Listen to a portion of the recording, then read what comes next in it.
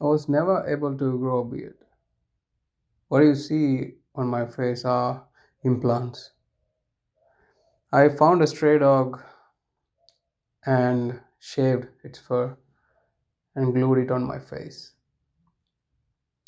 After I slapped these rabies on my face, strange women started to like me. I mean, actually, they didn't like me, they liked the dog on my face.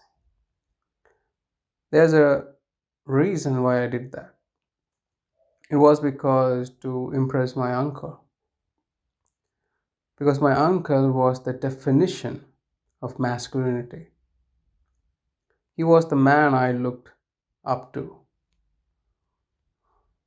I don't even consider my father a man, but my uncle, he was the man. As a matter of fact, my uncle and I once pushed my father into the pool, and called him a wussy. He cried and ran back to my mom, hid under her skirt. What a puss. Anyway, that's how my uncle and I bonded by shitting on anyone who wasn't us. My uncle loved me the way a stray dog would love another stray dog. Sorry, as much a straight man can love another straight man. The point was that I started dating a lot of women. These women were coming on to me because of my manly beard. It kind of confusing because I didn't even try, but was great. My entire life I had tried everything to get women attention, but nothing worked out. Put a freaking dog on your face, women lose their mind. Crazy creatures. I mean the dogs. Anyway, everything was going great until my uncle started to get angry at me. At first, I didn't understand why, but I decided to ask him.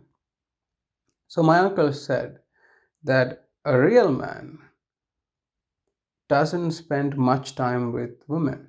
Instead, a real man will spend quality time with strong men.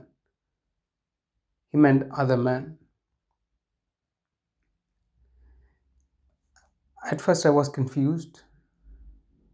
I clearly didn't understand the formula of masculinity, but I trusted my uncle's instinct.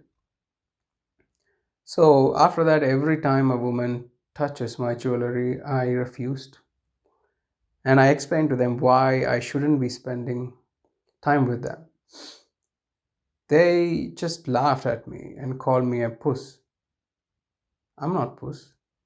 My father is puss. I'm a strong man. But my uncle, on the other hand, appreciated my discipline. He said, I'd never been more manly in my life after I stopped talking to many women. He was proud of me. I mean, he never said that with words. Every time I sat alone with him, he holds my thigh very tight and give me this kind of smile. He had been doing this since when I was 10. I figured he was trying to tell me that he was proud. It was just my assumption because what else he was trying to do? What else he was trying to tell me? However, at some point, his criticism of my life became really strict. I couldn't do anything by my own, I couldn't make any choice. From my haircut to my diet, everything was dictated by my uncle. It got a bit out of hand.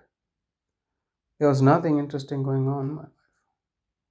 My life just a big, bland, fat blob. Sometimes I wondered, am I in a simulation or reality? So I decided to ask my uncle that if we were in a simulation, and my aunt interrupted. She said my uncle has no idea about simulation or stimulation.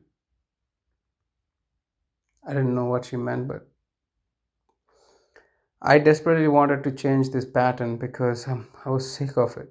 So I talked to my uncle. I wanted to tell him that this tasteless lifestyle had been too much for me. But he hasn't tasteless. But he was not in a condition to understand what I was going through. Also, he looked a bit odd. And my auntie told me that my uncle hadn't been eating or sleeping for weeks because he had been researching and educating other men about being a supreme man. I was concerned. I didn't want anyone else to be the top supreme man. I just wanted to be me. I didn't want any competition. Competition is for wussies. But I was also concerned about my uncle's health and well being, I guess. So I tried to get him to eat something. My uncle immediately got anxious and refused to eat. I asked him why, and he said, food can make you poop. I was confused. I asked him, what's wrong with pooping? And my uncle said that real men don't poop because it's gay.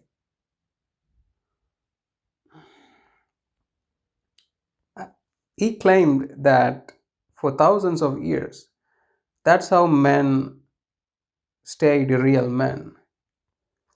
They made sure nothing came in or went out of the back door. I wanted to also remain a real man, so I asked him to teach me some methods. He said he put something in so nothing comes out. He has been living like this for years. So I asked what something was that he put in to keep that thing coming out to stay a real man, but he refused to tell me what that something was. Now I don't know anything. I haven't pooped in months. I I I don't understand. Is this what it takes to be a real man? Is constipation is the sign of modern masculinity? I don't know. I'm confused. I need help.